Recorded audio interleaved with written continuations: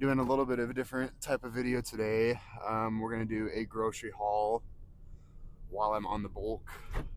Seen a couple different workouts as of yet, but I felt like it would be interesting to take you guys with me to the grocery store and pick up the things that I use on a daily. So that is what we're gonna do. We'll kind of give you guys some tips on how I budget things out to make sense. So we will get over to Walmart because that's where we shop at, and I'll see you guys there. Pro tip: park in BFE. Show them park it on the farther end of the parking lot because I have steps to get in. So any way that I can get my steps in easier without having to do direct cardio, huge win. Let's get in there. So we're starting off with the produce. I do have avocados in the plan. I'm not going to get as many as I normally get because we're actually leaving for some Christmas related stuff Tuesday night, and I don't want it to just sit at the house and go bad. So on to the next. Next up for the produce is asparagus and zucchini. I normally run those on my off day. They're a pretty high volume veggie, and because I get less calories on those days, it makes sense to add those in. On the training days, it's mostly just green beans. It's easy. It's 75 to 100 grams of green beans per meal, and that's what I do for produce. So for the red meats, I usually do this 93 lean beef is what I typically do. It's a 3 pound increment. It's not too bad for price. It's currently $20, which is pretty expensive, but it's cheaper than going with like these things. In my opinion, I just cook the whole thing for the week typically. I don't go with like these grass-fed organic ones, even though everybody tells you that those are a better option. It's just more expensive. Don't do that. This beef quality is fine. However, I would not go any fattier than 93%. Unless you really need the calories and you need the fat, then go with an 80%. But any less lean than 80% is just garbage. I can't see a context in which you would eat that. So, okay, so for the chicken breast, I normally go with these 8-pound bags. In terms of budgeting, it's probably your best bang for the buck. I mean, it's $21 for this bag of frozen chicken. You could go with the alternative and go with the unthawed chicken that's over there, but it's quite a bit more expensive. Plus, the way that I cook my chicken in the Instant Pot, I literally throw it in there frozen and walk away from it, and it's ready to go. So this is my chicken breast source. I normally will mow through 4 bags of these cut green beans in any given week. So I just stock up on 4 every week. It's usually 75 grams per meal on off days. I do have a couple meals that are 100 grams because, again, I'm not getting as many carbs on my off days. So it just adds a little bit of volume into the meals, makes it feel like I'm eating the same amount. I also do banana in my pre-workout meal at 70 grams with my cream of rice. However, I don't like to buy fresh bananas, and it's for the reason of I don't want it to go bad on me. So typically I'll buy a bag of frozen bananas that'll last me about a week at 70 grams per serving for me. Usually that'll do for the entire week. All right, guys, let me put you on something for condiments. This is the only thing that you need in life. This is G Hughes sugar-free sauce. It is 10 calories a serving, and whether you are in the off season or prep, it is fantastic. Unless you are down to the wire in prep, your coach is probably going to pull that, but that's okay. He may even keep it in. So yeah, G Hughes sugar-free sauce and barbecue sauce, anything else. It's pretty good. You could go with like the burger sauce too. It's more of an off-season sauce because you're looking at 80 calories. Some of them range to 20 calories, but generally the barbecue sauce and the Polynesian, it's just 10 calories a serving. It's goated. I don't do any ketchup. It's not my cup of tea. I usually just use hot sauce on my eggs.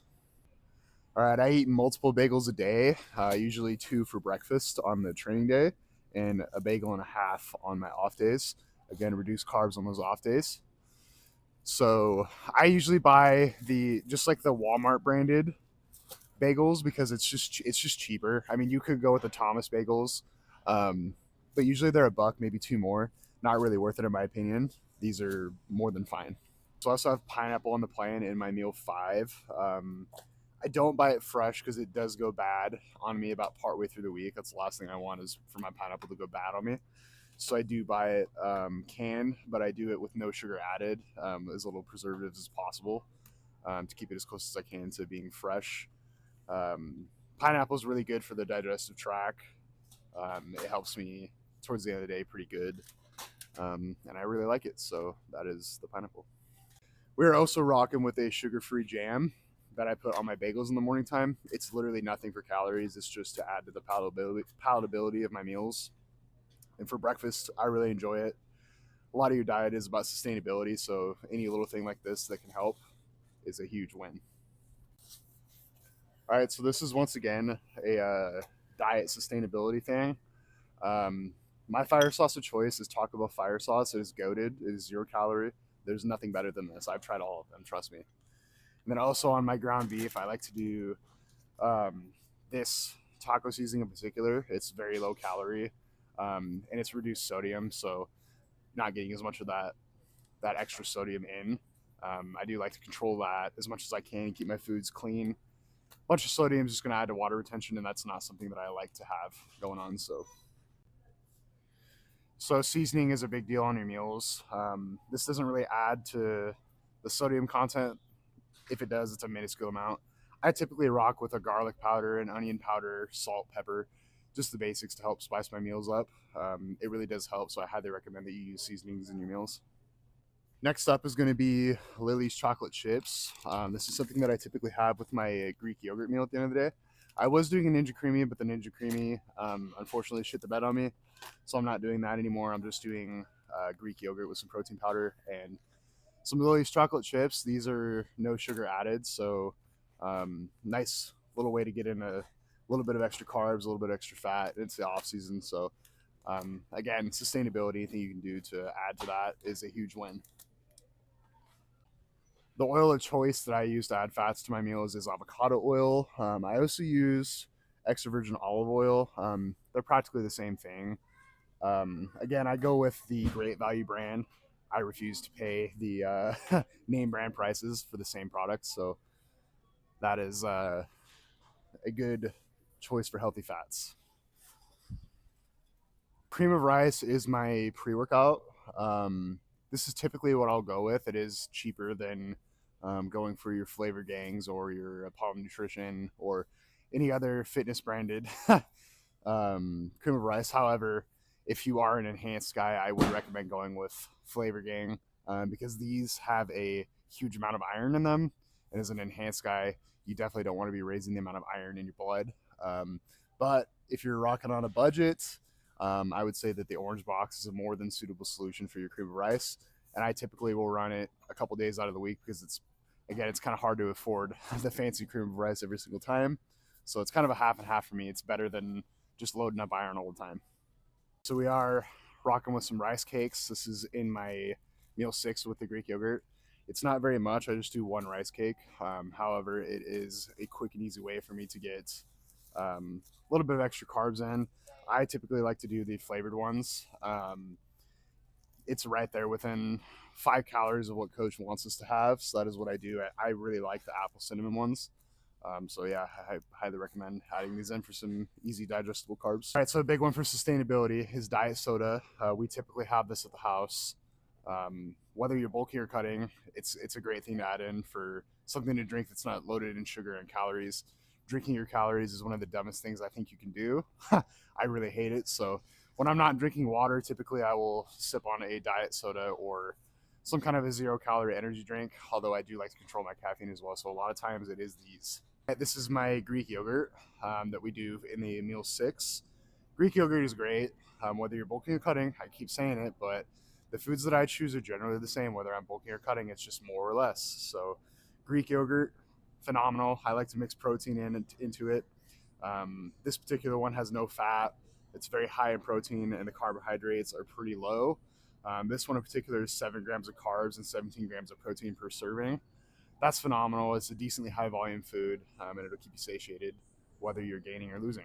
A staple in any bodybuilder's diet is eggs and egg whites. I rock with these. Usually it's 2 or 3 a week, but like I said, going on a trip, so I'm only going to buy one.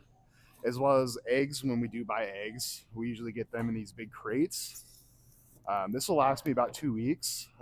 Pretty good bang for your buck. I mean, it's $20. I'm gonna do that over paying $11 for probably under half the amount of eggs. I will not go with these like fancy organic branded eggs. I refuse to pay the price for that. And I mean, you tell me, it's a negligible health benefit. The only other carb source that I usually do is rice. It is in probably 4 of my meals out of the day. I don't find myself buying rice from Walmart. I usually honestly just buy like 50 pounds of it in bulk from Amazon, and that works for me. It is a very cheap way of doing it. It's probably $50 for 50 pounds of rice, which is ridiculous. So that is going to be it for what we're eating on the bulk right now. Generally, like I said, it's the same food year round. It's just more or less of it. As you can see, it's mostly clean, whole foods. I don't really do too much garbage. Closest thing you could say to that I eat to garbage is like the chocolate chips, but it is off season. Food needs to be palatable. It's an easy way to get a little more calories. So